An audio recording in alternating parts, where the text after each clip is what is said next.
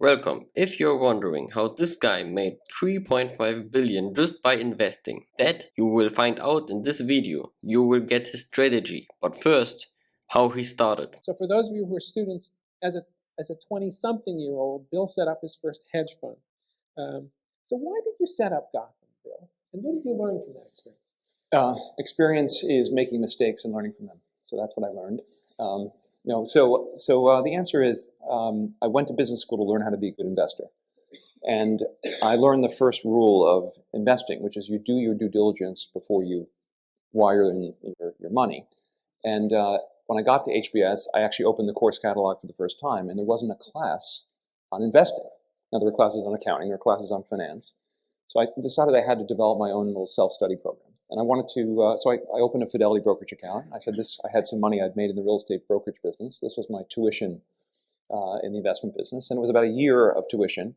And if I lost it, it was as if I had gone to business school for 2 years, but paid for 3. So I figured it's like the inverse of the Oxford 1+1 program. But, the first stock I bought went up. And I said, okay, I found what I want to do. A little more involved than that, but actually my father, who's here, he came with us. That's Dad over there in the corner. You can ask him whatever questions you want afterwards. He told me it was a really dumb idea to start an investment fund right out of business school, and he recommended that I go work for Michael Steinhardt or George Soros or one of the other famous investors at the time. But I figured that I knew enough. This is the perils of youth. The answer is I was an entrepreneur, and I felt that I wanted to approach investing my own way as opposed to learn from someone else. And it's one of the few things you can really learn on your own. You can learn investing by reading books, by reading annual reports, by you can have a portfolio and invest $100, and you can learn the business, unlike many other businesses which require a lot more. At least that's what I thought at the time.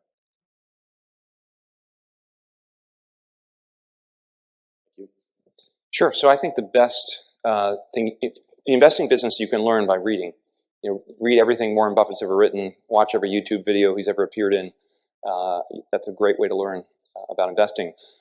But investing is more than just, the way to really understand investing is to understand a business. And one of the most important skills you need as an investor is distinguishing between a great business, a good business, a fair business, and a bad business. And one way to get a sense of the quality of a business is go to work for one. So the recommendation I give to people graduating from business schools these days is this is the greatest time in history for a startup. There are lots of incredibly interesting businesses being formed.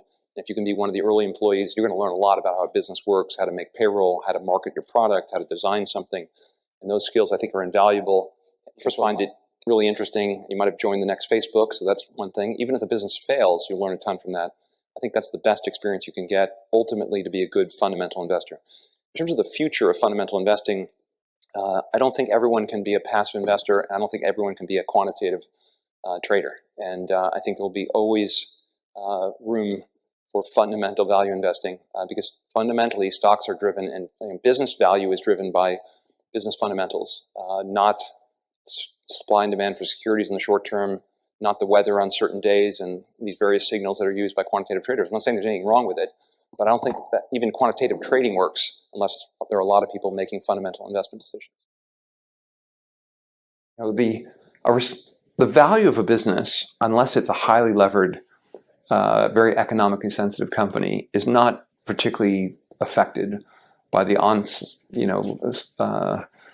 by the event of a recession, right? If you own the value of a stock, right, the value of an interest in a company is the present value of the cash that business generates over its life. And if it's a business that should exist forever, well, pick Hilton, for example, we can expect that in past history, there's been a recession every 7 or 8 years.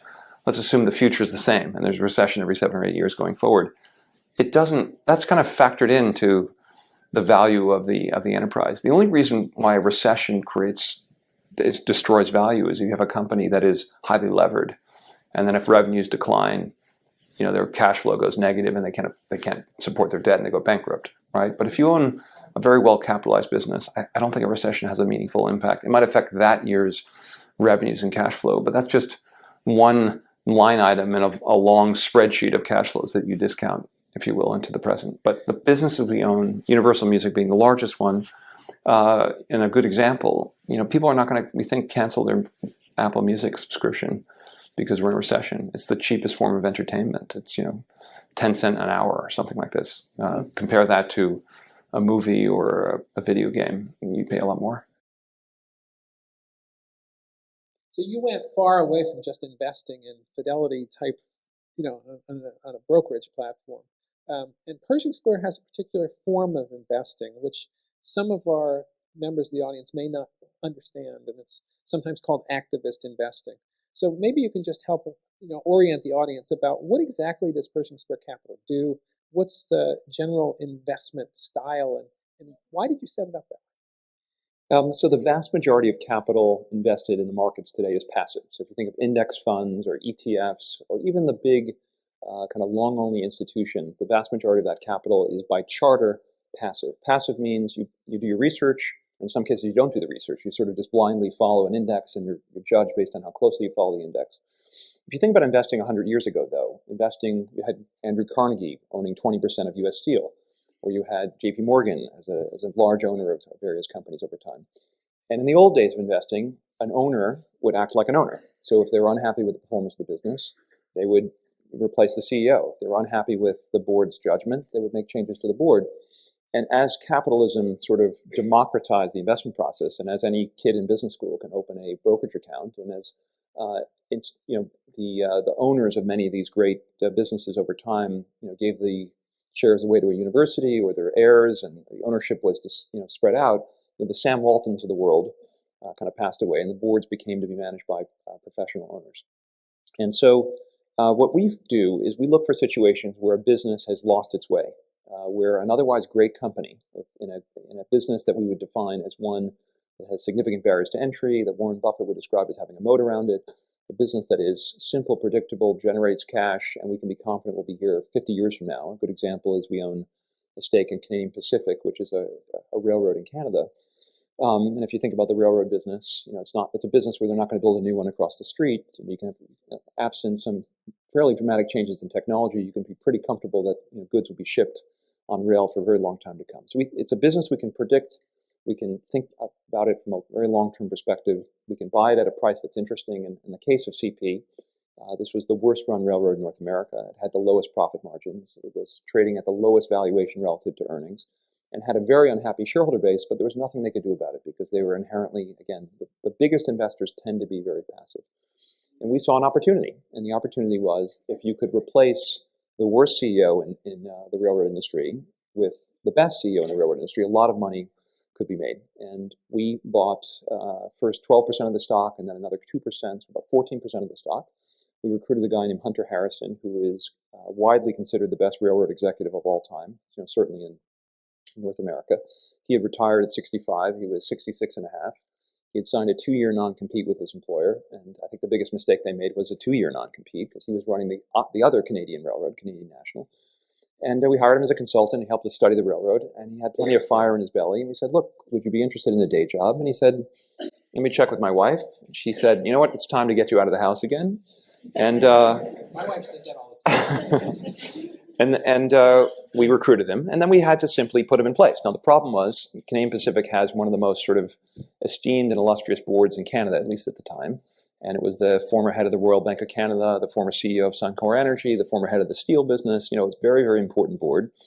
And they didn't like the idea that this idea was coming from outside the company, so they said no. So we went to the shareholders and we ran an election, a proxy contest. We put up 7 directors for 7 seats on a 13-seat board. And the shareholders voted with us 90% of the time and voted against the other guys. And they got between 3 and 11% of the vote. We put our directors on. We did a review of the best CEOs in the world. Turns out the guy we identified was the best guy. We put him in as CEO, and that was 16 months ago. And it's almost the most profitable railroad in North America after 16 months. That's how quick this guy goes to work. Stock's gone from $46 to $151 a share. It's, a little under $8 billion market cap to a $25 billion market cap. And that's kind of the perfect example. Now, it doesn't always work that way. And I have a feeling that Peter might ask me about one of those cases. Sure. So there's sort of 8 principles that have driven our investment success. And when we have veered from those 8 principles, we've lost money.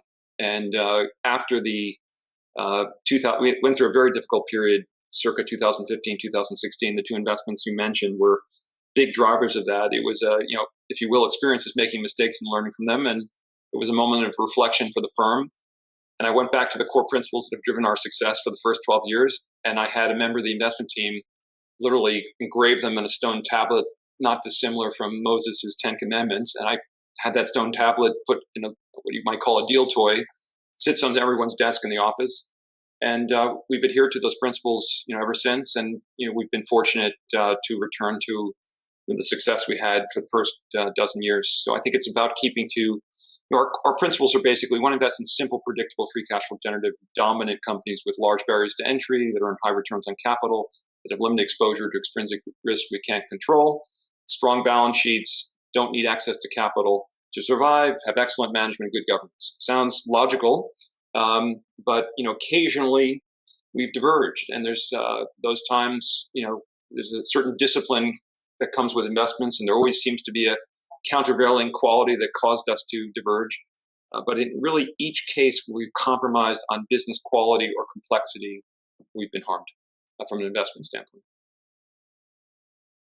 We look for very high quality businesses, what we describe as simple, predictable, free cash flow generative, dominant businesses, a business that Warren Buffett would describe as having a moat around it, right? If you believe that the value of anything financial is the present value of the cash you can take out of it over its life, well, you need to know how much cash is going to generate over its life. So business quality to us is the single most important criterion for determining what's interesting. Because if we can't predict the cash flows, we don't know what it's worth. If we don't know what it's worth, we can't invest. So we figure out what it's worth, figure out how good the business is, how predictable will this cash flows be from a railroad or a spirits company or a real estate company, shopping mall business. And then we say, okay, well, where's it trading? And if there's a wide gap between price and value, you can buy it for 50 cents, it's worth $1.20. Well, then we're going to take a hard look and try to understand why it trades at a deep discount. And once we understand the reasons, we decide, well, these things that we can solve. Or can we, in light of the situation, the circumstances, can we be influential in changing these levers that can cause this valuation discrepancy to narrow? And is this a business that, while we're causing the valuation discrepancy to narrow, we can also perhaps contribute to the valuation growing? And if those things are true, we found something that looks quite interesting for us. And usually this investment philosophy, does it take a week, a month, 3 months to do the research, a year? I mean, you have 10 names. How long? It depends. I mean, one of the best investments we ever made took us 4 hours to do the work. It was during the financial crisis. Which was that? Wachovia Corporation. Okay. So was on my BlackBerry eating breakfast at the Brooklyn Diner in front of my building, and there was a story went across the I was just Wall Street Journal headline, Reuters headline, excuse me, went across saying that Citigroup to acquire the Wachovia banking subsidiaries for $2 in Citigroup stock. Stock was halted. This was kind of an interesting transaction because they were buying the subsidiaries for Citigroup stock. I figured, that's interesting. What happens to the holding company? So I went back to kind of went upstairs to the office and cracked open the 10K, and another member of the team, Mick McGuire, he and I worked on it. And what was interesting is the 1,000-page 10K of Wachovia Corporation, I think 900 pages were on the banking subsidiary. There was fewer than 100 pages on the holding company.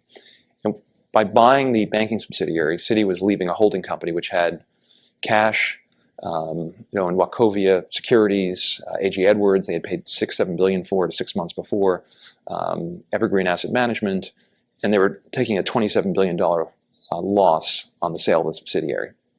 And it also had a liability called non-cumulative perpetual preferred stock, which if you ever want to have a liability in your life, this is the single greatest liability to have. It's a form of equity where you never have to pay a dividend, and when you don't pay them, they don't accumulate. And the worst case is they get a couple of directors on the board, and you say hi to them each meeting, and you have this very. And I said, look, this could be our Berkshire Hathaway. And at the end of the day, we figured the asset. In 4 hours, we determined the holding company was worth at least $11 to $14 cash, a tax refund that you could carry back the $27 billion loss, recover cash taxes that have been paid. So you have this cash vehicle. You own Wachovia Securities, which is a good wealth management business. Mm-hmm.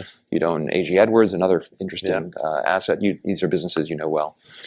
And the stock opened after it was halted at $1.84. So we said, look, it's worth 11 to 14, $1.84. We bought 42% of the volume for the next 4 days. And then it was acquired then Wells came in and put in a topping bid of $7 in Wells Fargo stock, which wasn't actually a topping bid. But the Wells Fargo deal did not require government assistance. Right. So I think Sheila Bair liked. Yep, I remember that. I actually interviewed Sheila Bair. Particularly our most successful investments have been ones that have been controversial in one way or another. Activism is a shareholder who behaves like an owner. People call these hostile bids. It's not hostile to the shareholders of these companies. It's only hostile because it's not something that management of the target company has requested. I think to decide to take on a 34-year-old pyramid scheme and call a company a pyramid scheme publicly, there's some boldness associated with that. We shorted the credit of a AAA-rated company, MBIA. You could say that's a bold call, calling a AAA-rated company insolvent, but we did it. We bought the stock of a company called General Growth when it hit 34 cents, down from $34 a share. People just don't make money, or hadn't until that point in time, made money buying the stock of a bankrupt company. It's been 110, 15 times profit multiple of the original investment. We like businesses that we call them simple, predictable, free cash flow generative, dominant companies, businesses with a moat around them. And the way we make these decisions is we do our analysis. And then we look for a company you can buy at a very deep discount to what it's worth. And if the discount is a management issue, a strategy issue, a cost structure issue, a hidden asset issue, a problem that we can solve. And then we work to solve the problem. Richard Rainwater is one of the great investors of all time. He came to speak at Harvard Business School when I was a student. I was thinking about starting my own investment firm, and I asked Richard what he thought of the idea. He said, Bill, you don't need to be old to be right. That was enough for me, and I started an investment fund when I graduated at 26. What we do for a living, I think buying stakes in companies and working to make them more valuable, more efficient, more effective. I think it's great for the shareholders. I think it's great for the employees. I think I can do some good with that, and then it's also very profitable. And I think so I like my day job.